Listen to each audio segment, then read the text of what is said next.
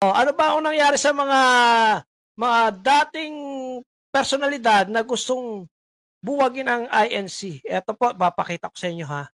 Ito ang nangyari. Base dito sa post from Team Duterte. No, nakita niyo dyan? Ang laki natin ha. Ayan o. Ay, dito sa post na to, no? RTIA recap.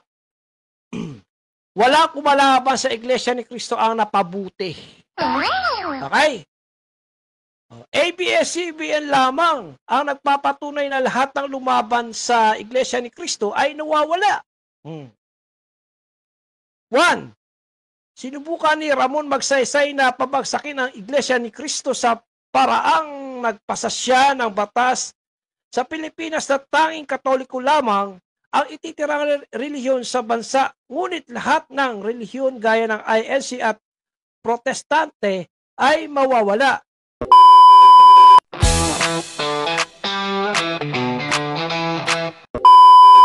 Okay, top. Ito sabi ni kaibigan, pakinggan natin ha.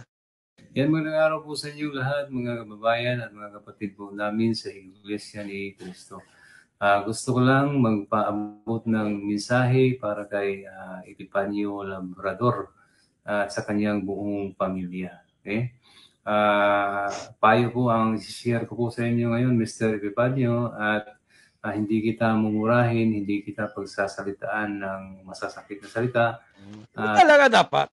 Wag siya, alam nyo, mas maganda payuhan lang siya para ma-realize siya. No? Pero hindi talaga natin yung ibang miyembro na magalit sa kanya. Ha? Ibang miyembro ng INC na magalit sa kanya, hindi talaga mapipigilan yon. Pero dito ka sa vlogger na to, hindi siya bumurahin. Okay lang, tama yon talaga. No?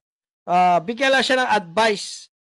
May napabasa pa nga, may napanood pa nga akong video, sabi niya sa vlogger, alam mo, Epifanio Labrador, habang maghimingi ka ng dispensa, no? Humingi ka ng dispensa sa mga sinabi mo, sa mga mo, para mapatawad ka ng, pero para sa akin kasi parang ang hirap magpatawad ng ganun eh. Oo, sa totoo lang. Oo. Sabi nga nung mga nababasa kong comment, wala ka patawaran yung ginawa mo sa pambabasto sa aming leader. Wala ka patawaran yung ginawa mo sa pagbibintang sa aming mga leader. Diruin mo, pagbintangan, binayaran daw ng mga Duterte. Para daw ba ano yung National Peace Rally na yan? Walang kinalaman po dyan ng mga Duterte. Epifanio Labrador. Kung sino man yung nagsusulsos wala kinalaman dyan ang mga Duterte. Gusto yan gawin ng INC kasi gusto nila ng kapayapaan. Ha? Ayaw nyo pa ng payapang gobyerno? Ayaw nyo pa na maging masaya tayo lahat? Diyos ko, bagong taon, ganyan pang pinagagawa nyo. Madali na lang ito malocate. Ngayon, eto problema, pag nagsampa ng kaso yung milyong mga INC members, grabe buong Pilipinas siya magsampa ng kaso kung saan lugar sila magpa-file ng kaso, obligado pumunta si Labrador.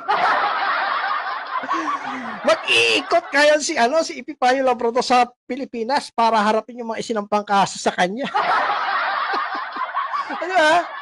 Ano pupunta siya doon kunyari sa Cebu, sa Davao. Nako, baka sa Davao magkaharap kayo ni Mayor Paste. Sa Tacloban, kung saan yung mga paano kung sa isang araw na yun, sa isang araw nag-file ng complaint sa kanya ang mga miyembro ng INC. So isang araw na yun, kailangan daw ikutin niya talaga yun. Pero dapat malaman talaga yung identity nito, ibig sabihin yung pangalan niya, no, para maano talaga na siya yung ma-file na ng kaso. Yun ang pagkakaintindi ko kasi. Pero alam niyo naman ang INC, maraming lawyers yan na mga magagaling, no? Maraming mga lawyers na magagaling kung paano ang gagawin nila dyan. Ako naniniwala ako, may action talaga to ng INC. Sincerong payo po ang i-share ko po sa iyo ngayon. Ito po yun. Sir, wag na po kayong magsayang ng oras at panahon habang pwede pa po kayong humingi ng paumanhin sa lahat po ng mga kapatid po namin sa Iglesia ni Cristo, ay gawin niyo na po, sir. Okay? Gawin niyo na po, sir, habang may panahon pa, habang hindi pa po kayo naban sa social media. Okay? para man lang ay mapatawad po kayo sa mga kapatiran po namin. Yun pa, baka trabahuhin niya kanyang YouTube channel, no? Ipaban, no? Baka ano niya, pwede kaya yun? Baka ipaban niya yung YouTube channel niya. Iglesia ni Cristo. Kasi kami po ay hindi po kami basta-basta magtatanim ng galit po. Yun! Kung sincere lang po kayong hihingi ng tawad po sa amin, Hindi Brad eh. Hindi eh. Marami talagang galit eh.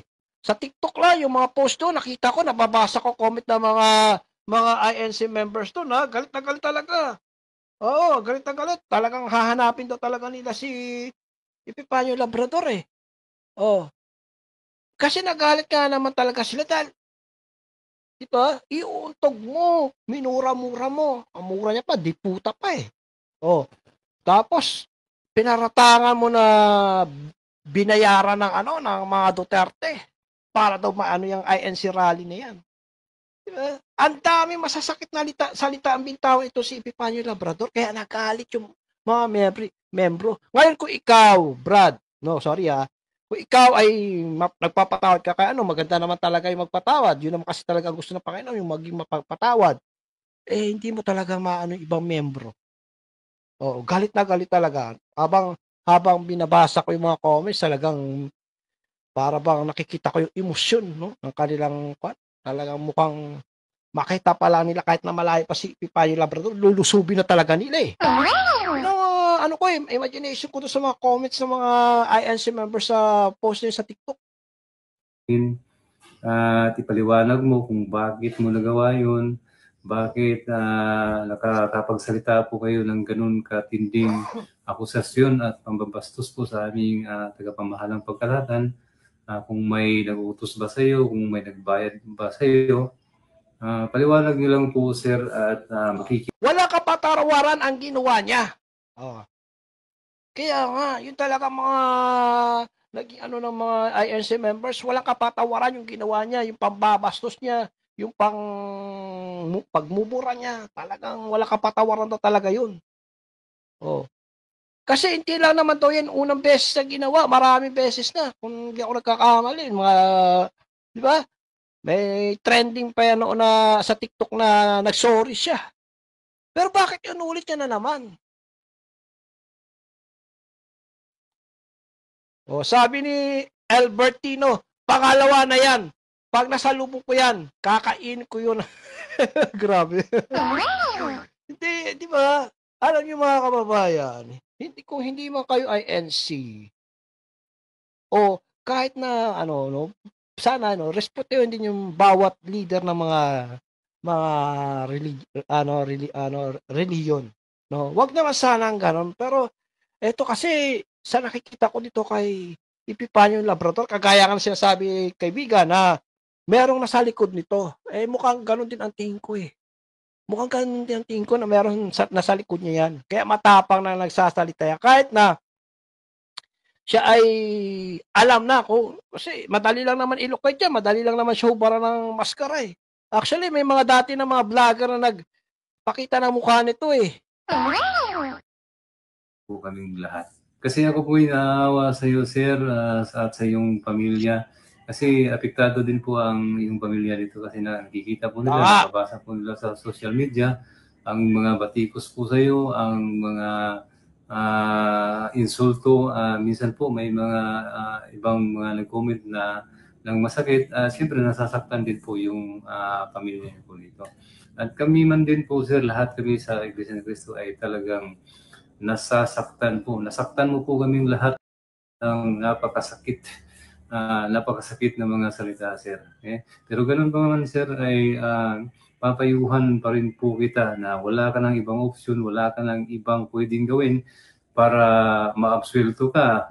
Bababa ang iyong kaso sa mga pinagagawa mo, kundi humingi ka ng paumanhin, sorry po sa aming lahat. At ipaliwanag mo, sir, bakit mo nagawa yun? Anong dahilan? Nabayaran po ba kayo o may nag-utos po ba sa'yo? Yan! Dapat ay ipaliwanag mong mabuti kasi yung galit at mga binitiwan mong mga sasakit na salita, sir, ay parang wala po talagang pinanggalingan. parang wala po talagang pinanggalingan kasi hindi ka naman inaano ng aming tagapamahalang pangkalahatan, hindi ginagalaw ang pamilya mo sa mga kapatid namin sa iglesia. Kaya wala po talagang dahilan bakit mo nagawa ang bagay na yon. Okay? Kaya karamihan po sa amin ay hindi naniniwala na hindi po kayo nabayaran o walang nag-utos po sa mga pinagagawa mo. Kaya habang may panahon pa po, gawin mo na. Ngayon na po, sir. Ngayon na po. Kasi may nabasa po ako sa social media, sa Facebook na may nananawagan na hanapin si Epifanio Labrador. Oh, nakita ko rin yun sa TikTok actually. Sa TikTok, hanapin si Epifanio Labrador. May nananawagan, mga Iglesia ni Cristo. Oo. Ngayon, Iglesia ni Cristo. Ngayon, Epifanio Labrador. Ito, ang matindi dyan. Diyan sa lugar mo kung saan ka man ngayon, sigurado, tinatrabaho ka na dyan, hinahanap ka na. Para papanagutin ka sa mga sinabi mo. Pero kung talaga matapang ka, hindi ka makakaramdam ng takot. Oo. Kung talaga matapang ka. Di ba? Pero sa tingin ko may takot ka rin naman eh. Kaya bakit ka nasabi na may takot ka? Nagtatakot ka nga ng mukha mo. Ayaw pakita mukha mo eh. Pero hinubaran na mukha mo eh. Kilala ka na eh. Tingnan ko nga doon sa vlog ni, alam ko kay Bagong Lipunan nga yun eh. Tsaka kay Jojo de Guzman yata, parang nahubaran na rin ng mukha ito eh. Marami na po naghahanap po sa'yo, sir. At kahit po pagtago po kayo sa ilalim ng dagat at lupa, talagang mahahanap po kayo, sir. Kaya wala. Kahit pagtago ka ro sa ilalim ng dagat o sa ilalim ng lupa, nako, mukhang wala ka na talagang pagtataguan, Epifanio Labrador. Kinanti mo ba naman, INC? Tapos yung leader pa. Okay nga lang daw kahit yung membro, wag lang daw ang leader. Kasi ang leader, pag ang leader ang kinanti mo, syempre, lahat ng membro dyan damay. Binastos mo. Hindi lang naman si leader ang binastos mo, kundi pati mga membro. Yung paratang mo, hindi lang naman si leader ang pinaratangan, kundi lahat ng membro. Diba? Iuuntog mo sa pader. Hindi lang naman si leader ang iuuntog mo sa pader eh. Lahat ng membro. Sa tingin mo ba papayag yung mga membro na gano'n ang gawin mo sa leader nila? Iuntog mo sa pader? Diba? Hindi ka nga makakalapit sa leader nila eh. Kahit nga silang mga membro, hindi yan basta-basta makakalapit sa leader nila eh. Diba? Alam mo, Epifanio Labrador, siguro panahon na para baguhin mo naman yung ano mo. Okay naman yung channel mo eh. Hindi mo na kailangan mag-ano ng pera. Huwag kang tumingin sa pera kung talagang para ka sa taong bayan. Kasi kung totoong sinasabi mo na nagmamalasakit ka sa mga inaapi, pakita mo. Hindi yung ganito na, di ba, bumibira ka. Nagpapagamit ka. At ako naniniwala talaga ako na may nasal ko dito kay Epifanio Labrador. Kaya malalakas ang loob niyan. No, yung mga vlogger nila, malalakas ang loob niyan. Diba? May mga, si Mema Kulangot, iniinsulto niya rin ng INC. Diba? Pero okay lang yun. Yung kay Mema Kulangot talaga, okay lang yun. INC, hindi nila binabanata yung leader. Hindi niya pinagmumura ang leader. Pero ito si Epifanio Labrador talaga, minura yung untog pa raw eh. Ano po talaga kayong ibang paraan. Kundi sundin ang payo ko po. Mapapabuti po kayo. Mapapabuti po ang iyong pamilya. Promise po yan. Epifanio Labrador, hanggat maaari, no, magsisi ka na raw sa iyong mga ginawa, humingi ka ng tawad, kung talagang, pero ilang beses ka na kasi humingi ng tawad eh. Diba? May video pa nga ako eh, na kung saan nagsisisi ito eh. Humingi ng tawad eh. Sabi niya pa nga, hindi naman daw makabawasan sa pagkalalaki yung humingi ng tawad eh. Mahirap eh. Hingi ng tawad, tapos susunod, gano'n na naman. Ulitin na naman. So, eto. Ano ba ang nangyari sa mga dating personalidad na gustong buwagin ang INC? Eto po, papakita ko sa inyo ha. Eto ang nangyari. Base dito sa post from Team Duterte. No, nakita niyo dyan? Ang laki natin ha. Ayan o. Ay, dito sa post na to, no? RTIA recap. Wala kumalaban sa Iglesia ni Cristo ang napabuti. Okay? ABS-CBN lamang ang nagpapatunay na lahat ng lumaban sa Iglesia ni Cristo ay nawawala. One, sinubukan ni Ramon Magsaysay na pabagsakin ang Iglesia ni Cristo sa paraang nagpasasya ng batas sa Pilipinas na tanging Katoliko lamang ang ititirang relihiyon sa bansa, ngunit lahat ng relihiyon gaya ng INC at Protestante ay mawawala. Namatay si Ramon Magsaysay dahil sa plane crash. 2. Sinikap ni Corazon Aquino kasama ang parin si Jaime Cardinal Sin na pabagsakin ang INC sa paraang gustong kubkubin ang sentral at gawin itong bagong Malacanang. At ang templo ay pinagnanasahang gawing basilika. Namatay si Corazon Aquino sa sakit na kolon, cancer. Gayon naman, namatay si Jaime Cardinal Sin dahil sa malalang sakit. 3. Habang pauwi galing sa taping, ay nag-post ang direktor na si Wen de Ramas sa social media na may halong palalait laban sa INC. Na kesyo na naginip daw siya kagabi at ang napanaginipan niya ay umulan daw ng dinuguan at nagtakbuhan ang mga kapatid sa iglesia. Namatay si Wen de Ramas sa sakit sa puso.